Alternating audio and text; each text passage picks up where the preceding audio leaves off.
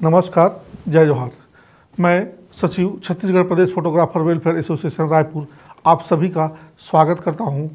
22, 23 और 24 सितंबर को रायपुर में होने वाले फोटोग्राफरों के महाकुंभ में। तो याद रखिएगा 22, 23 और 24 सितंबर को इंदिरा गांधी कृषि विश्वविद्यालय जोरा में आप सबका हार्दिक स्वागत और अभिनंदन। लेकिन मैं आज इसके साथ आपसे कुछ विषयों पर भी और चर्चा करने के लिए आया हूँ। जैसे मित्रों, आप सबको ही पता है कि अभी गणेश पक्ष का सीज़न शुरू होने वाला है और इन सीज़न में हम सब के पास बहुत सारों के पास काम होता है कि झांकियों में, गणेश पंडालों में लंबे लंबे समय तक हमको फोटोग्राफी करना पड़ता है और अपने इक्विपमेंट को हमको खुले मौसम में रखना पड़ता है। और ये इस समय मौसम में पर्याप्त मात्रा में नमी रहती है और कभी कभार बारिश भी हो जाती है, कभी बूंदाबांदी भी होती है। ऐसे समय में हमको कैमरा को बाहर निकाल कर काम करना पड़ता है।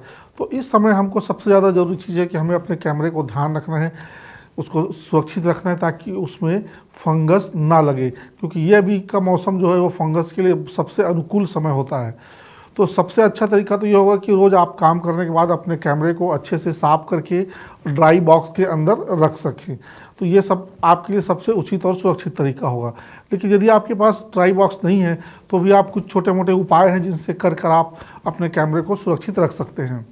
जैसे तो जब भी आप काम करें, अगर बाहर ज़्यादा नमी ज़्यादा हो, थोड़ी बहुत बूंदाबांदी हो रही हो, तो काम खत्म होने के बाद अपने कैमरे को अच्छे सूखे कॉटन के कपड़े से अच्छी तरीके से उसको पोंछें और उसको एक गर्म और सूखे स्थान पर रखें। इसके लिए आप जिस अलमारी में अपने कैमरे को रखते हैं वहाँ एक छोटा सा जीरो का बल्ब भी लगा सकते हैं और इसके ऊपर 2 छोटे छोटे होल कर दें ताकि हवा भी उससे पास होता रहे। ऐसी जगह पे रखेंगे तो भी आप बहुत हद तक फंगस को अपने कैमरों से, लेंस से दूर रख सकते हैं। और उसके अलावा यदि हम काम करने के बाद अपने कैमरे को 8 दिन, 10 दिन या उससे भी ज़्यादा लंबे समय तक उसको रखना चाहते हैं तो उसके लिए हम उसे अपने कैमरे के बैग में ना रख करके कैमरे को साफ करके एक ताज़े न्यूज़पेपर में, या उसे आप प्रेस कर लें तो और अच्छा है, उसमें रैप करके एक पॉलीथीन के बैग, जिसमें जो बैग एयर टाइट हो, उस बैग में उसको आप एयर टाइट रख सकते हैं पैक करके, तो आपका कैमरा सुरक्षित रहेगा। इसके साथ ही एक और विषय है जिस पे मैं आज चर्चा करना चाहूँगा, वो है कि कुछ ही दिनों में चुनाव आने वाले हैं। ऐसे में चुनाव आयोग को बहुत सारे कैमरे और कैमरामैन की ज़रूरत होती है चुनाव के कवरेज के लिए। चूँकि यह काम काफ़ी समय वाला और काफ़ी लंबे दिनों तक चलने वाला काम होता है, जिसमें थोड़े से पैसे कुछ कम होते हैं क्योंकि इसमें ज़्यादा कलाकारी का उतना स्कोप रहता नहीं है। तो ऐसे समय में काम मिलता है हमें भी 40 दिन, 45 दिन या कम से कम 1 महीने का तो काम रहता ही है। तो ऐसे हमारे छोटे जो कैमरामैन भाई है जिनके पास रहता है, उनसे ये है कि वो जिनको भी टेंडर मिलता है या पेटी कॉन्ट्रैक्टर से जो काम करते हैं, वो उनके साथ अकेले ना बात करें। वो 8 लोग, 10 लोगों का एक समूह बनाएं और उस समूह के साथ उनसे काम की बातचीत करें, लेन देन, काम का समय, इन सारे चीज़ों को लिखित रूप में रखें ताकि किसी प्रकार का विवाद ना हो। और कोई विवाद होता है तो और उसके बाद होता है तो कम से कम हमें भी आसानी हो ताकि उसको हम सुलझा सकें। दूसरी बात है कि आपके पास किसी क्षेत्र में, ब्लॉक में जब भी काम करते हैं तो 8 लोग, 10 लोग या 15 लोगों के बीच में एक व्यक्ति, एक कैमरा कम से कम एक्स्ट्रा रखें और उसका बजट भी उन 10-12 लोगों के बजट में इंक्लूड करें।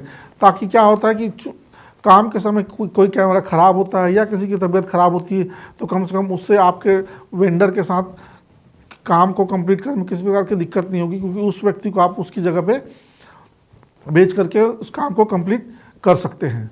हाँ, और सबसे ज़रूरी बात कि जिनसे भी आप चुनाव का ये काम करवाते हैं उनको आप संस्था का, किसी भी रजिस्टर्ड संस्था का सदस्य जरूर बनावें ताकि किसी प्रकार की वाद विवाद की स्थिति या किसी प्रकार की सहायता के लिए आप उस संस्था से मदद ले सकें। हाँ, पर ध्यान रखिए, आप जिस भी संस्था से जुड़े उस संस्था की जानकारी अच्छे से ज़रूर ले लेवें कि कौन सी संस्था है, कैसी संस्था है, कितने दिनों से काम कर रही है और उन्होंने अब तक क्या क्या काम किए हैं। क्योंकि आजकल लोग आप सब देख ही रहे हैं कि पिछले 5 सालों से छत्तीसगढ़ प्रदेश फोटोग्राफर वेलफेयर एसोसिएशन आप सबके बीच काम कर रही है। इसी तरह और कुछ शहरों में ऐसी संस्थाएं हैं जो आप सब फोटोग्राफर भाइयों के लिए काम कर रही है। लेकिन कुछ कुछ संस्थाएं भी इनकी देखा सीखी भी बढ़ने लगी हैं, जो अपने आप को बड़े बड़े वादे तो करती है, लेकिन जिनका धरातल पर काम कुछ नहीं है। जो बात तो एकता की करते हैं, बात तो सबको जोड़ने की करते हैं, लेकिन उनके काम में ऐसा कुछ दिखाई नहीं पड़ता है। इनके काम में ऐसा कुछ दिखाई नहीं पड़ता है।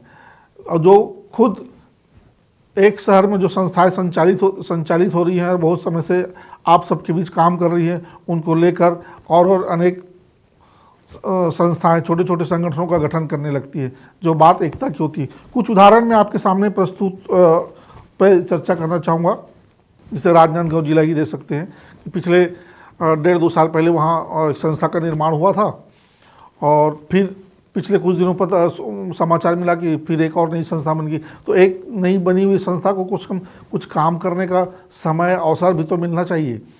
ठीक उसी तरह जांजगीर चांपा जिला है।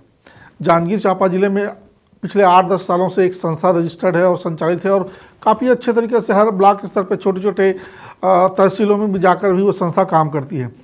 ऐसे संस्था को होते हुए एक और संस्था का निर्माण किया गया जांजगीर चांपा जिलों में कुछ ही दिनों पहले। तो ये कैसे एकता की बात हो गई, एक सब हो सकती है।